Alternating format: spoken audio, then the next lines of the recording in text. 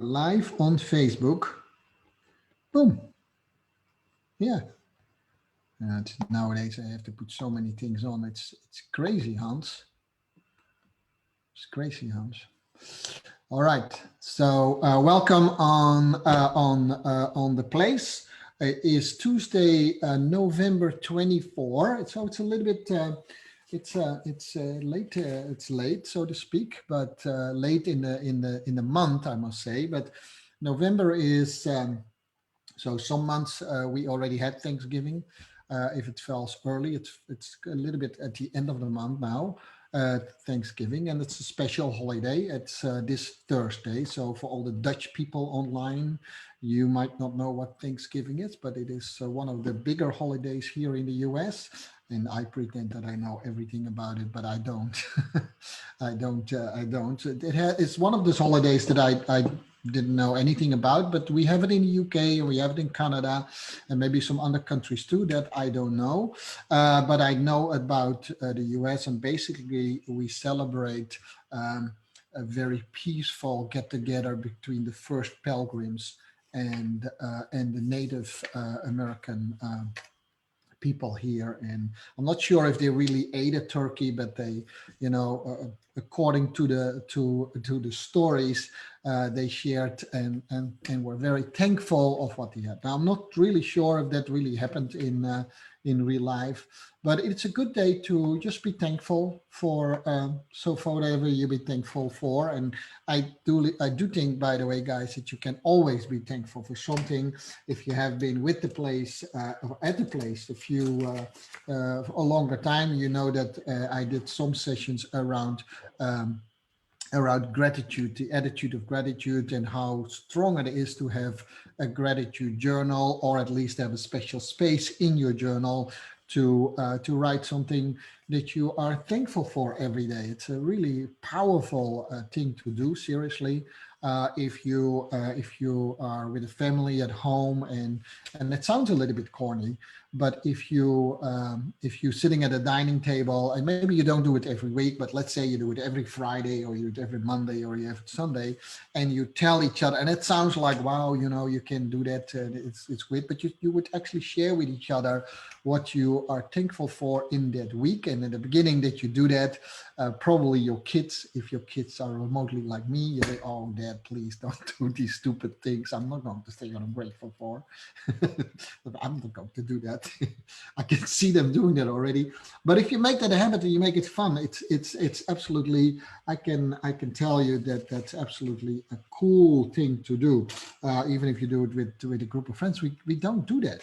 Can you imagine, Hans, that we would sit together and well, actually, I did it because if I'm at your place, I always get good food, and so I naturally thank for the good food and the good looks of your wife.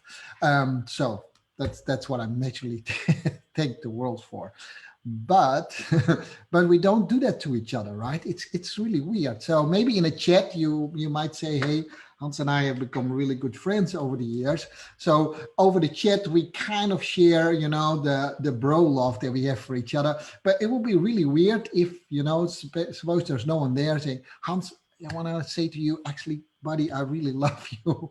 And I think for you, which I do, seriously do, because I'm super happy Hans is struggling a little bit with his health. And I'm super happy to see him here online. You can see it. That's why I'm a little bit giddy. But we don't do that enough. Is that strange? But if we have complaints, oh my gosh, specifically you are Dutch, we are not shy to share that with each other, right? And Dutch don't know. Irene and I came across someone who used bring the bad message in a sandwich method, right? You start with something good, and then you deliver something bad, and you end with something good again. Now, typically Dutch people, they do it the other way around. They deliver something bad, tell you in the middle something good, and they end probably something bad again, right? So that's a little bit the cultural differences. Hello, Irene, it's good to see you.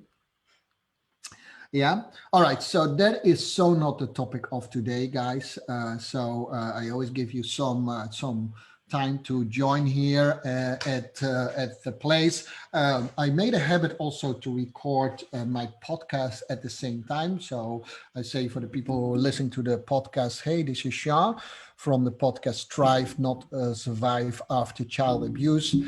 It's a podcast, guys, that I do every day. I just say that for the people who are on the place. Of course, the people who are listening to my podcast, they know that. And it has a lot of coaching material, but I always make a relation and a connection with the topic that I address to child abuse victims. Now, typically I don't do that in the place, but if if it's very natural, then I will do that as well. Now, the topic of today was, the first email I sent out to you guys. I hope, let me know if you actually receive my new emails, because I use a new email service. So Hans already says no, but a lot of people do. Actually, I can see that everyone receive it. It doesn't bounce, but maybe it's in your spam somewhere, Hans. And so the title of today was, our choices in life, is that a blessing or a curse, right?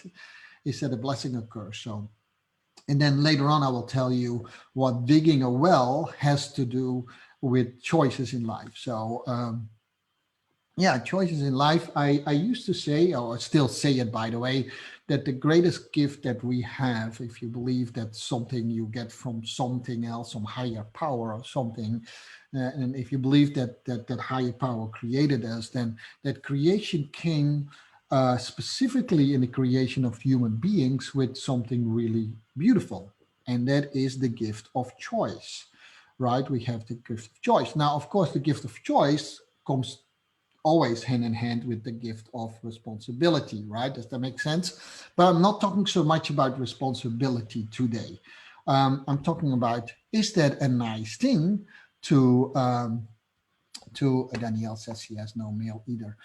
Anyhow, so is that a good thing or a bad thing to choose? Now, if I look just at my own coaching practice, and whether it's dance coaching or life coaching, then I must say, for a lot of people, making choices feels almost like a curse.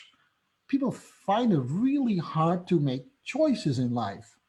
Not the normal things, but sometimes even the normal things, right? How many people don't have a discussion? Okay, what shall we eat tonight? And then, I'm hungry, but I don't know what to eat. I mean, wow, man, that life can become really hard if even the trivial things in life become really heavy choices, right? Free up your mind for other things to do than thinking every day what you should eat. Yeah. So, and then Thanksgiving comes. That's probably even a bigger ordeal to figure out what to eat then. I don't know. Maybe that's not true, because I didn't grow up with that tradition. Maybe it's very easy because, I knew for the longest time when if from a food perspective, maybe Thanksgiving and Christmas was, in my perspective, a little bit the same. Christmas in the Netherlands, by the way, guys, for you guys Americans on the phone, you guys Americans on the phone. I'm an American too, by the way. But Christmas in the Netherlands have nothing to do with gifts. When Hans and I grew up, we never heard of it. There was a Christmas tree and there was food. Those were the two big things probably at Christmas. And then, in the Netherlands, we have a first Christmas day and a second Christmas day. In England, we call it the second day Boxing Day, right? So they already had the gifts. But in the Netherlands, no, we didn't know. Even in my teenage years, we heard people who took over the American tradition. And we saw that, of course, in movies like, White Christmas and all that kind of movie stuff about Santa Claus were bringing gifts. But we had Sinterklaas, and I'm not going into that topic because that spurs in the Netherlands a whole new discussion. But we didn't do so. But we had a little bit the same tradition. Actually, even there you see that some of these traditions were just trickled over from Europe. Actually, it was pretty normal for traditional Dutch families to eat a big bird at Christmas dinner. That could be a goose, which is, that's almost not, people don't almost eat that anymore. And I think that is too bad, because to eat a goose is actually really nice, right? It's just a big duck, and I'm saying this just to get a rise out of Irene because she hates it when I eat a duck. But anyhow, yeah, let me tell you a little bit of story. I'm a little bit in a weird mood. I was once with Irene in a Chinese restaurant, and she ordered chicken, and I ordered duck. It's already a little bit weird to order your own dishes, but anyhow, that in a Chinese restaurant, but that's a different story. But my duck came first, and she saw the duck, and she literally started to cry. Seriously, seriously. I'm just Irene. I'm just putting you on the spot here, right? Um, and I said, "Why are you crying?" I said, "Yeah, it's a duck. I mean, don't you think?" And then she was crying about duck. And then, like 5 minutes later, came the chicken and said, "Ooh, chicken." I thought that was super hypocrite. But then she told me that once she was attacked by a rooster, which is a hen, a rooster. And so she felt that she had all the right to eat all the chickens in the world. I think it's a valid story, right? I think it's a good story. Anyhow, eating big birds, and so geese, or that's the plural of goose. We ate that at Christmas, or later on the turkey came into play as well. And so, if you think about this tradition, and also. I'm going so off topic, guys. I'm so sorry. And but if you think about Santa Claus and Sinterklaas, I wrote a whole blog about the history, by the way, of Santa Claus and Sinterklaas. That actually they are the same figure, right? It's the same figure, same root. There is no difference. The Black Pete's. I'm sorry, guys, if someone gets offended by it, but we have the elves in in in the United States with Santa Claus. So they have elves, and I think if I would be an elf, I would be so insulted. I would not. I don't want to be the slave of Santa Claus. You know that not, and I don't have, and don't make fun of my pointy ears. So don't do that. So if you can take a little bit of humor here, then you know what I'm talking about. Hans, you fully get it, right? You and I should go on television, have a television show of this. Anyhow, um, choices in life, right? Choices in life, and we need to make them. And Christmas is coming up, and Christmas is not only now it's about gifts. And oh my gosh, what do I think? I to be honest, I hate to buy Christmas gifts because what do you get? What shall I buy for that person? I mean, if I really see something that I think, oh, hey, Irene could really use that, I have no problem buying that at all. But to just buy because there's one day that we have to buy something, that doesn't go well for me so much. And here is the crazy thing, and I fell in love with the United States, guys, but it's a little bit weird that the day after Christmas is the busiest day in the malls in the United States because everyone is going to bring their gifts and a gift certificate. Not everyone, that's so not true, but a lot of people do that, right? So sometimes it's just let's give something for a certain value, and then you can, and everyone is cool with that. Then you can trade it in for something that you really like. Okay, that part I never completely understood, right? So for me, that is choices, but it's choices again. Do you have a choice? Shall I keep this gift? And if I don't keep the gift, is the other one and not maybe secretly uh, insulted? Or if I give a gift, am I very insecure, saying, "Do you really like it?" Yeah, if you don't like it, you can return it. I mean, how confident are we nowadays, right? So, and that comes to the second point. Choices have to do, or they have to do a lot with confidence, right? No, I'm not talking about shall we eat pizza or not, but bigger choices in life have to do with the level of confidence that we have. The more confident you have about the choices you make, the easier it is to make a choice. But nowadays, well, I'm just a huge generalization, which is not good. Nowadays, it seems that we only want to do things when we know things for sure. That's impossible, guys. There's nothing for sure in life at all. I mean, if you only look at what happened in 2020, it's kind of, I start to laugh about it already. I saw this thing went completely viral when this girl, and I think Irene sent it to me. This girl was reading her. I'm about to do it, by the way, a workshop how to get the best year in 2021. I think she did the same workshop, and so she had a whole list of what she wanted to do in 2020. And she was going through that list on camera, and she was drinking a glass of wine, and she couldn't stop laughing. And it felt very genuine, because she said, I wanted to have more closer relationship with people in 2020. So, and then she had on a list, I want to travel more in 2020. It was like it was like the craziest thing. See, I thought I was Make more money. make more money in 2020. She had this whole list, and because of what's going on in 2020, even she was she couldn't stop laughing, and this thing went completely viral. I think millions of people saw it already.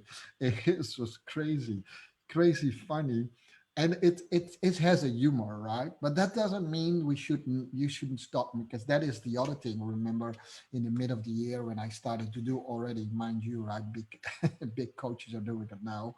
Um, I was talking about pivoting, right? So should we wait until everything comes to normal, or should we just actually create a life with just what's going on today, which I think we should do. We always should do that, by the way, but definitely now we should do that. So still a lot of people get even more into a fear mode, and a fear as in angst. And so they stop making choices. You still need to make a list for what you want to do in 2021. We don't have to wait, by the way, till the end of the year to come up with a list of good goals. But the goals have to do with choices that you make in life. And if you think about the whole process that I'm talking about, then you talk about three things, right? You talk about, I wrote them down, so it's only three things, guys. I can't even remember three things nowadays anymore. Okay, it's momentum, right? It's momentum, and so the momentum. Then you need to think about mindset, and you think about mastery, right? And I really thought, I wrote some notes here. I really thought about my talk of today, seriously. And so a lot of people think, I was with a client the other day, and she's a little bit older. She's even older than me. What? Older than you, Sean? That's really old. Yes, older than me. And, and she said, I want to think about what to do with the rest of my life. I thought it was the saddest thing to say. Holy crap, right? Man, what to do with the rest of my life? I mean, I almost already want to jump off the bridge, but I live in Texas, so we don't have so many bridges here. But anyhow, um, so I think that was a sad thing to do.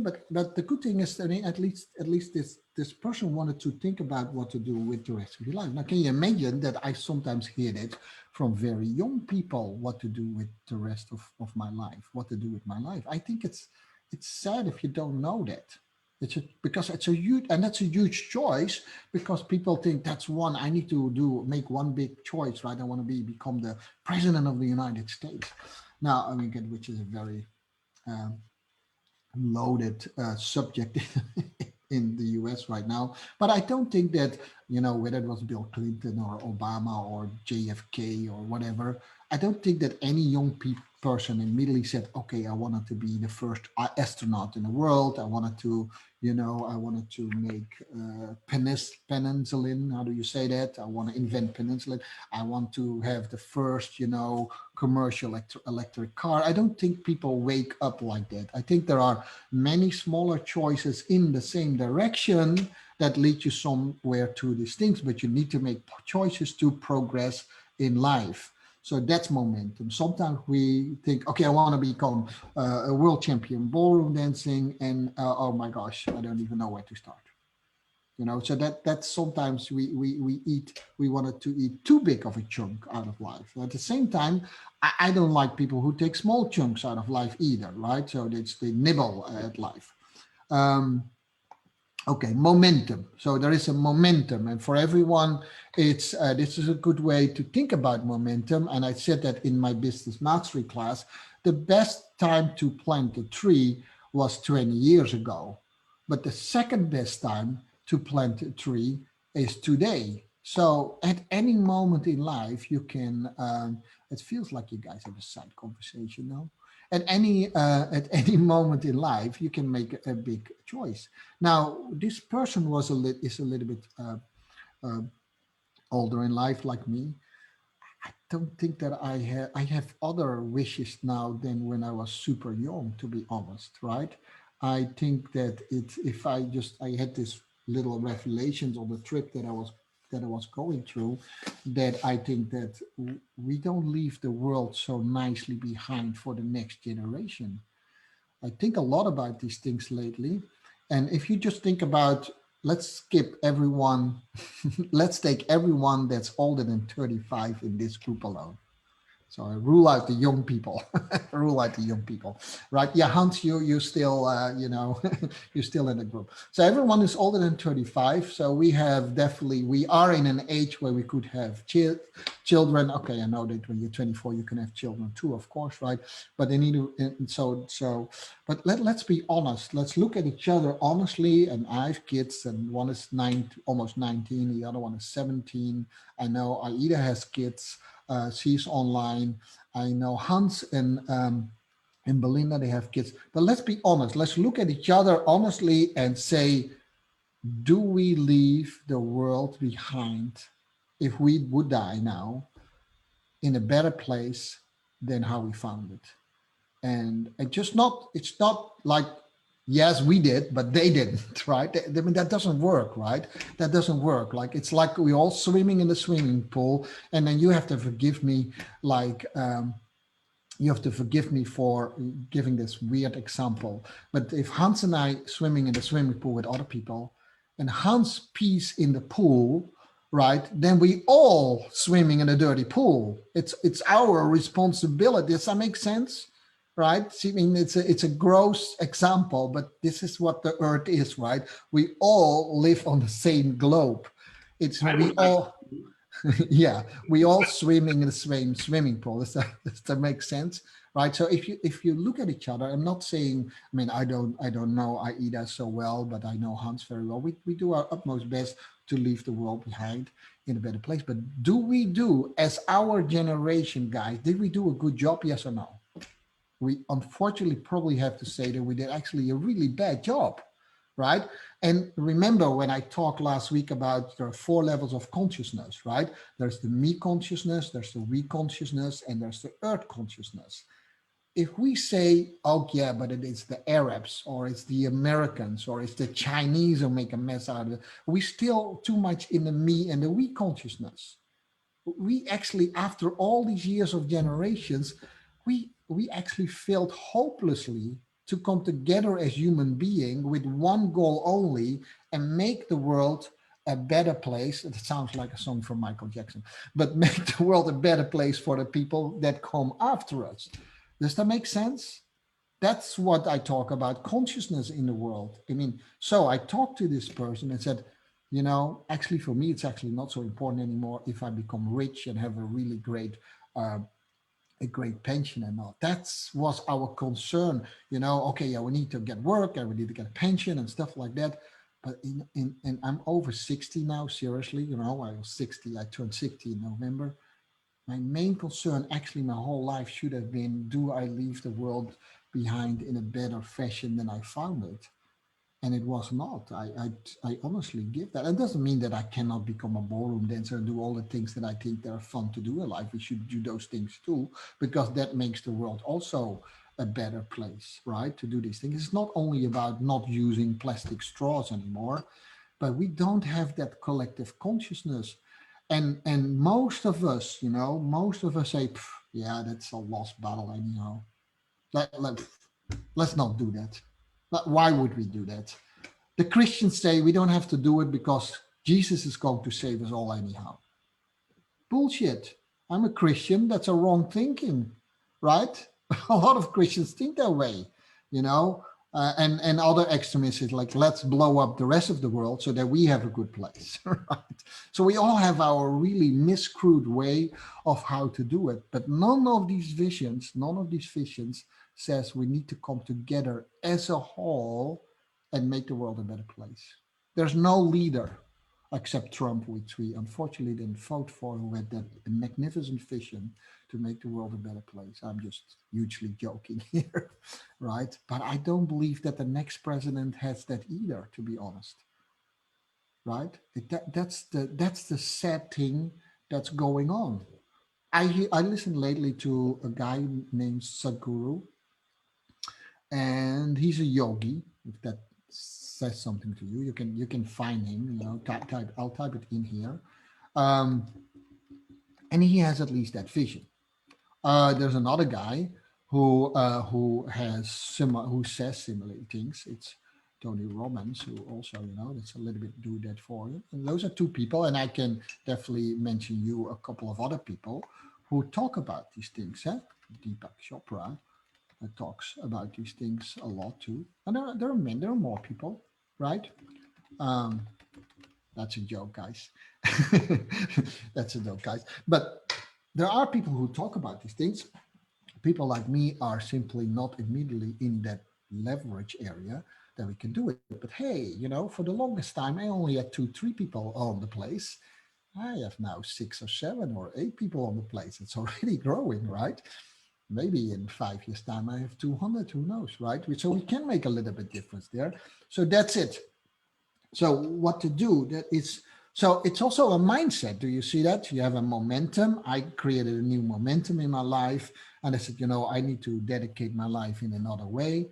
But for that, you need to have a mindset. Otherwise, it's just when I call Hans, it's a good conversation, right? It's a good conversation. And then probably it ends up in complaining about other people. That's probably how it goes, right? So we say, yeah, we need to do that, but these people, will never work, right? So how do you do that? So it's mindset. But before you can come into action,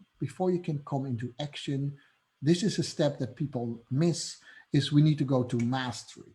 And whether you want to do a dance career, you don't have to be as big and lofty as I'm talking about. Whether you do a dance career, you can see that you always go through these phases if you want to do things well in life.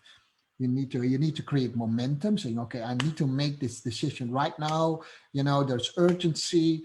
I cannot go on like that. Whether it's you want to change your dance career, whether you want to do something about your health, whether it's your physical health, whether it's your mental health. I know some people struggling about that. At some point in time, you have to say to yourself, enough is enough, right? I have been miserable too long in my life. I have not been in a good relationship for too long in my life. I have seen too much plastic in the world. Whatever it is that, makes your boat float. At some point in time, you need to create that momentum, that sense of urgency. But then suddenly you immediately feel that you need to change your mindset too, because that's where motivation often stops. If you could be motivated as strong as you was when you took a decision, we would be all successful. I work with Aida and Elizabeth on a new business plan. And the moment that they took that's a really special moment, right? When we say, okay, we have it. We go to attack. We want to get more equality in the area of classical music. That's a great idea, right? And then we talk about it. But then you come to the point where you have to actually work through all these things, and then it tapers off a little bit. You go, maybe you also have I know they both have 2 responsible jobs, so you still have to do your normal job too, right? So sometimes that goes away, right? It's really hard to stay motivated on a goal that you took one day, right? So that's mindset, and you can actually train that too. That is a little bit of my speciality, if I can say that. And I'm a nag at you, saying don't give up. You need to go on, right? And then the last step is the step of mastery. And through the step of mastery, you keep yourself actually motivated.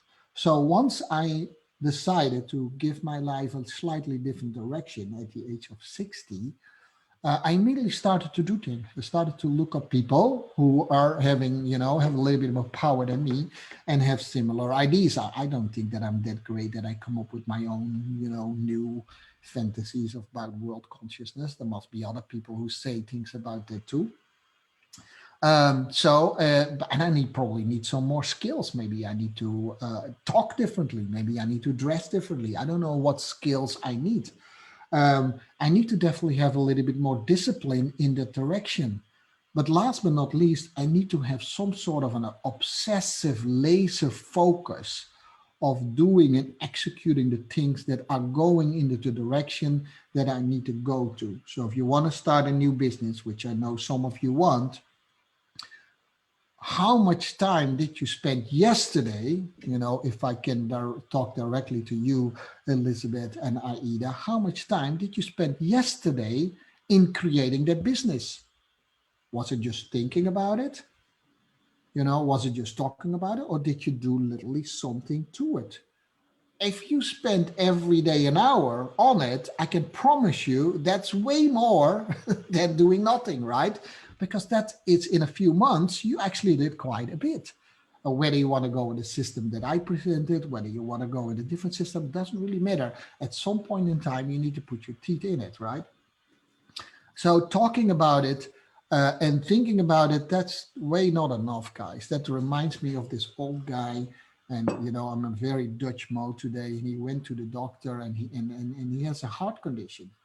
And that's really a start of a good joke, right? And it is a joke, guys. And so the doctor says to him, I said, I'm really sorry for you. Let's call this patient Hans. I said, I'm really sorry for you, but you have to actually spend half of, you need to cut your sex life in half. Oh, really? He said, that's bad. So what half should I take out? And Hans said, the talking about it or the thinking about it? anyhow, you know what I mean, right? So it's a little joke, and I'm just in a funny mood. I'm sorry, but it's really true. You want to be more fit, right? How often do people think we get more fit? Literally, if you start with going on a treadmill 5 days, that's every day 5 minutes, that's already better than only thinking about what membership shall I take, what type of fitness regime shall I do, shall I run or shall I bike, just start doing it. If you struggle a little bit with depression and all these kind of things, you can still make choices, you can still make decisions, make a firm decision. I freaking want to get better.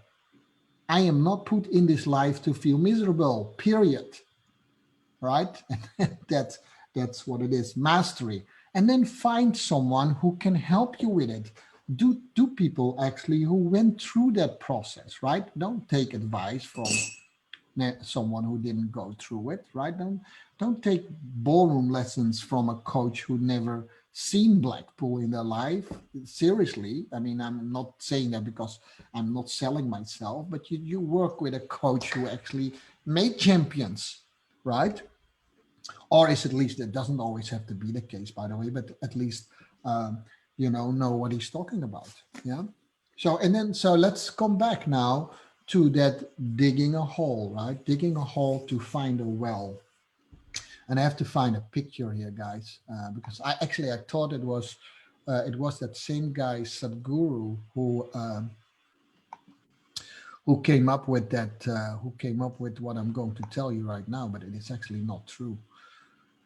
So it's another person. If I know if I can find it, it will be great. But if not, then that's fine too, because I know what I want to say. Okay, I cannot find it immediately, but you have to think about it, right? If you live in a time where we still had to dig a well to find water, right? And you are indecisive, and you have a big piece of land behind you, and you're very indecisive. You start to dig a well, and then you say, maybe this is not the right spot.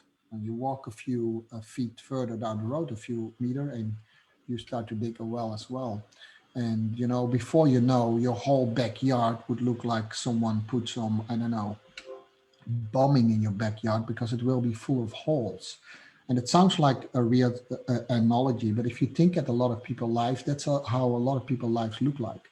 They take a decision to go just like a few inch deep and say, ah, maybe that's not the right thing to do. And then they go to the next and they start to dig a well. And they go to the next and they start to dig a well. They don't master anything. They don't go anywhere. And digging a well is a really hard job. And that's why I put some pictures in there. You need to go really deep. Could it be true that if you would dig a hole about 20 meters down the road, that you would have been hit water a little bit sooner? Maybe, maybe there were less rocks in there, but I can guarantee you most of the time you will find rocks, you will have, it will collapse at some point in time. It's a really hard job, but you need to keep digging. At some point in time, when you decide to dig at that place, go until you find water, right? And I can truly tell you that I did it in my life, right? So I told you already, mastery has something to do, but at least listen to people who actually did that job. I went to judo. I didn't like it. It was my first martial art goal. And then I went to taekwondo. Didn't like it so much. It was my second goal. And then I thought I found it. But I also thought, I need to stop digging. I need to just go super deep. And I went to a teacher, and he was not the nicest teacher at all. But I think he was the best teacher that I had at that point in time. And I decided to follow his way, and I became a world champion. Right? That's how the story is. Then I went to dancing, and I liked all kind of dancing, but I fell in love with ballroom dancing, and I found a couple of teachers, and I decided to stick with them as long as I could, and I became a pretty successful coach, right? There are definitely areas where I was not so successful and where I made a disaster of my life, right? There are definitely areas, it's very personal, by the way, but I wrote about it, so you can look, and you can definitely ask me what areas are those. Right, but although I have a mindset of, I want to be adventurous. If you truly look at my careers, I stuck very long to companies. I stayed with my first company 5 years, then I stayed with the next company 15 years. With the company after that, I stayed another 15 years, and I'm already about 8-9 years digging my hole here in coaching, and I will hit that water. I promise you. It's so easy to does that make sense? Right? That's where do you see that's why it goes wrong, because we are so superficial in the things we do because we want to have instant gratification, and we cannot have instant gratification. It doesn't lead to anything. So just make it really strong, and so I know my beautiful friends Aida and Elizabeth, they have a huge goal in front of them, and I believe in the mission that they have put in front of them. Seriously, I think it's one of the most beautiful things I've heard in an art that I really like, which is classical music, right? And too many people are left behind in classical music who has the same talent as other people. So to give them a chance, but you guys need to stop whining and you need to stop doing and digging. You took that on yourself.